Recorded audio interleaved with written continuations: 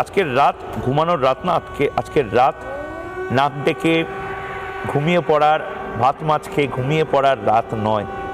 আমরা ইসরায়েল এবং প্যালেস্টাইনের যুদ্ধ দেখেছি, আমরা ইউক্রেন রাশিয়ার যুদ্ধ দেখেছি। আমি তো এটাকে যুদ্ধ বলবো না, আমরা এটাকে প্রত্যাঘাত বলবো।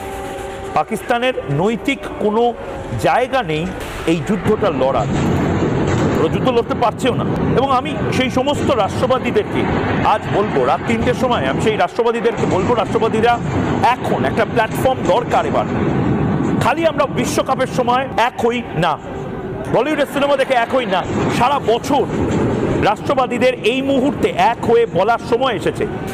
কিছু ইন্টেলেকচুয়াল ফ্রড, বুদ্ধিজীবী ফ্রড, যারা লাগাতার দেশকে প্রশ্ন করে গেছে, দেশের মধ্যে বিভিন্ন সময় তারা একটা করে মেকি মতবাদ সামনে এনে গেছে। আমি আবারও বলছি, সেই সমস্ত মানুষকে আইসোলেট করার সময় এসেছে। ঘরের শত্রু বিভীষণদেরকে আইসোলেট